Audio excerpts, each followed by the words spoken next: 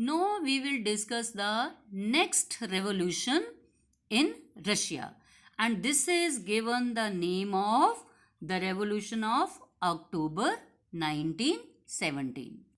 So what I have told you कि लेलिन जो था बोल्शविक पार्टी का लीडर, अब वो काफ़ी पॉपुलर होने लगा, राइट? ठीक है.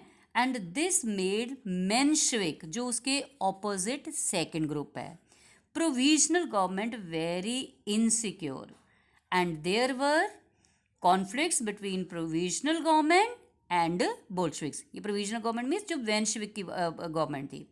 अब इनके बीच में क्या शुरू हो गए? कॉन्फ्लिक्ट्स. सो लेलिन को क्या टेंशन हो गई कि provisional government would set up a dictatorship. So he discuss for an uprising against the government. Uprising means revolt.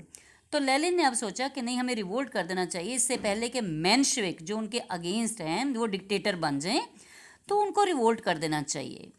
बोल्शविक supporters in the army, Soviets जो बनी थी, and the factories were brought together, सब मिल गए और सभी ने मिलके क्या करा? लेनिन ने उनको क्या करा? Requested Petrograd Soviet and Bolshevik party to agree to a socialist seizure of power. Seizure mean होता है हड़प लो, कि ये जो मेंशविक्स के पास जो पावर है ना, अब इनको हमने छीनना है.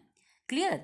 तो क्या किया इन्होंने? A military revolutionary committee was appointed by the Soviet under the Leon Trotsky, and the date of the event was kept secret. क्यों सीक्रेट रखी? इनको लगा कि हम एकदम से अब अटैक कर देंगे. तो लेलिन ने एक कमेटी बनाई, उसका क्या नाम था? अ मिलिट्री रेवोल्यूशनरी कमेटी. और उसका लीडर कौन था? Leone Trotsky. इसकी पिक्चर मैं अभी आपको दिखाती हूँ. तो इसने इनको क्या दी कि हमने सीक्रेटली जो बोल्शविक्स की गवर्नमेंट है, अब उसके ऊपर हम अटैक करेंगे. तो मैं आपको पहले लियोन ट्रॉट्स्की की पिक्चर दिखाती हूँ. सो ही इज लियोन ट्रॉट्स्की. और आपको अब क्लियर होना चाहिए कि अब इसका रिलेशन किसके साथ है? लेलिन के साथ. Means he is the supporter of लेलिन.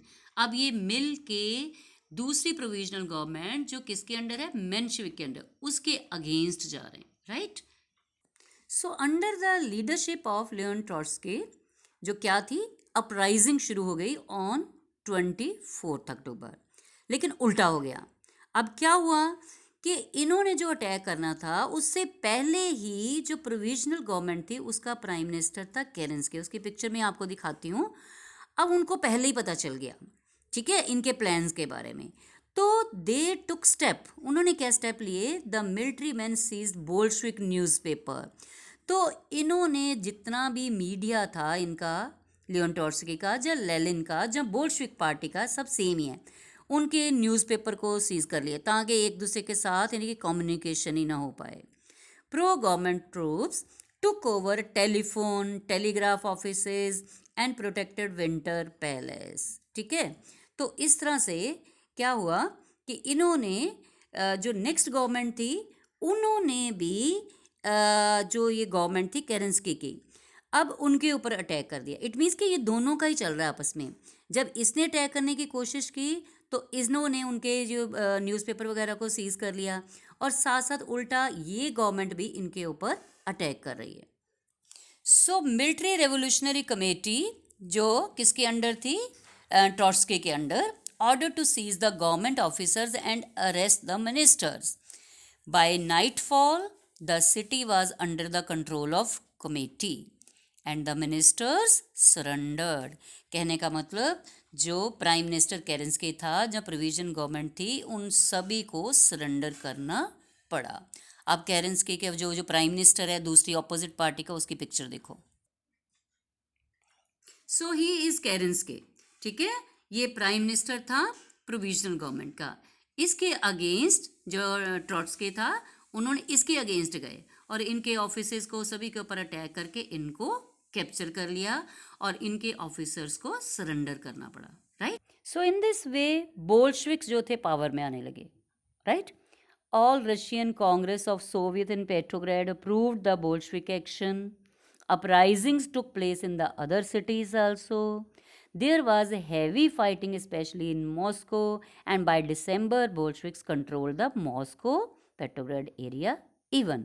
लेकिन इसके बाद जैसे अक्टूबर रेवोल्यूशन हो गई, बोल्शेविक्स के पावर आ गई, तो उसके बाद चेंजेस क्या आई? Most industries and banks were nationalise. Naturally ये पॉजिटिव चेंजेस तो करनी ही होती हैं. नवंबर 1917 में जो लैंड थी was declared social property and peasants seize the lands of the nobility. Partition of large houses was done according to the family requirements. Banned the use of old titles जो इनको मिले हुए थे गवर्नमेंट की तरफ से, लोगों ने सब खत्म कर दिए. New uniforms were designed for the army and officers. Bolshevik party was renamed. बड़े ध्यान से इसको याद रखो, इन्होंने फिर नेम चेंज कर लिया. That was Russian Communist Government. सिर्फ इतना याद रखना कि आ गया रशियन लग गया. ठीक है, पहले कम्युनिस्ट गवर्नमेंट करा था ना, फिर रशियन कम्युनिस्ट गवर्नमेंट. तो स्टूडेंट्स हमने जैसे देखा कौन पावर में आते जा रहे थे? Bolsheviks under home Lenin, right. तो लेकिन इनको एक सेटबैक भी मिला. मैंने क्या बताया था कि स्टार्टिंग में इन्होंने अपनी गवर्नमेंट बनाई और इलेक्शंस तो अभी हुए नहीं थे. In November 1917 Bolsheviks conducted elections to the constituent assembly. तो इनको लगा कि लोग तो हमें बड़ी प्रेज कर रहे हैं तो नेचुरली जीत जाएंगे. लेकिन क्या हुआ? They failed. उनको ज़्यादा वोट नहीं मिले. इन जनवरी 1980 असेंबली रिजेक्टेड बोल्शेविक मेजर्स. तो असेंबली ने कहा कि कोई मेजरमेंट जो भी इन्होंने लिए ख़त्म कर दिए. लेकिन लेनिन क्या था, इतना पावरफुल था, उसने असेंबली को डिसमिस कर दिया, कॉन्स्टिट्यूएंट असेंबली को डिसमिस कर दिया. और इन मार्च 1918 में Bolsheviks made peace with Germany. और जानबूझ के बोल्शेविक्स ने जर्मनी के साथ फ्रेंडशिप कर ली, जो कि जर्मनी पूरा बुरी तरह से इसका एनिमी था रशिया का. फर्स्ट वर्ल्ड वार में आपने देखा जैसे एड ब्रेस लिटोविक्स. ठीक है, तो Russian became one party state. फिर एक नेक्स्ट स्टेप लिया बोल्शेविक्स ने. Bolsheviks became the only party to participate in elections. तो इन्होंने सारा कंबाइन कर दिया. All Russian congress of soviets became the parliament of the country. Trade unions were kept under the party control. Lack of individual freedoms under Bolsheviks. Secret police punish those who criticise the Bolsheviks. It means Bolsheviks ने पूरे Russia में single party बना ली और पूरा control कर लिया हर चीज़ को, trade unions को, पुलिस को, हर चीज़ को. इंडिविजुअल मतलब एक तरह का कह सकते हो कि थोड़ा बहुत डिक्टेटर टाइप शो होना शुरू हो गया. Many young writers and artist were disappointed due to the censorship laws. तो कहते कुछ लोगों को लगा कि ये बड़ा डेमोक्रेटिक टाइप वर्क करेंगे, लेकिन राइटर्स वगैरह आर्टिस्ट उनको भी लगा कि बोल्शेविक जो है, जो हम सोच रहे हैं, this government is not like that government. Clear. तो फिर उसके बाद ये रशिया में जैसे डिस्टर्बेंस चली आ रही है. अभी आप कह नहीं सकते बोल्शेविक ठीक है पावरफुल हो गए, but even then you can say public is not satisfied. तो फिर सिविल वॉर शुरू हो जाती है. सिविल वॉर क्या होती है? कंट्री के अंदर ही. अब हम पहले करेंगे कि ये सिविल वॉर हुई क्यों. Bolsheviks ordered land distribution. Russian army began to break up.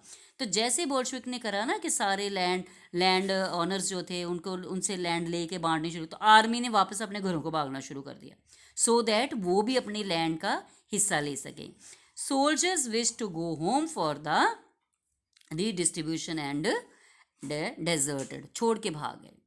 सो ऐसा देख के जो नॉन बोल्शेविक्स थे, सोशलिस्ट, लिबरल्स थे, सपोर्टर्स थे, उन्होंने थोड़ा बोल्शेविक जो पार्टी जो थी इसकी अपराइजिंग को क्रिटिसाइज किया. तो 3 ग्रुप बन गए. अब बोल्शेविक, उनको रेड्स भी कह रहे थे, ठीक है. प्रो सारिस्ट जो थे सार निकोलस II के, वो वाइट, और सोशलिस्ट रेवोल्यूशनरी ग्रीन. इन साउथ रशिया मीन्स अब रशिया में फिर डिवीजन हो गई, कहाँ पे वाइट्स हैं, कहाँ रेड्स हैं, कहीं ग्रीन हैं. इन साउथ रशिया में reds organise the troops to fight the Bolsheviks. 1819 में greens and the whites control the most of Russian empire. French, American, British and Japanese troops worried at the growth of socialism in Russia. तो ये जो बाहर वाली country थी, इनको tension हो गई कि चाहे ये अलग अलग सारे हैं लेकिन है सारे सोशलिस्ट, तो सोशलिज्म बढ़ता ही जा रहा है. So civil war took place between the red army and white army, and looting, banditry and famine became common. Sports of the private property took harsh step with the peasants, loss of popular support for the non-Bolsheviks. कहने का मतलब सभी कहीं पे red अपने according चल रहे हैं, वाइट अपने अकॉर्डिंग, ग्रीन अपने अकॉर्डिंग, अब सारे रशिया में यू कैन से अगेन उथल पुथल मची हुई है, right.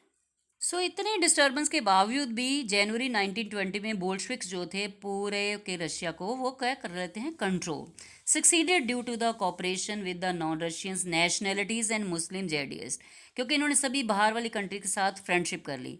Non Russian nationalities diverted from socialism, so in Khiva in Central Asia Bolshevik colonist massacred local nationalist in the name of socialism.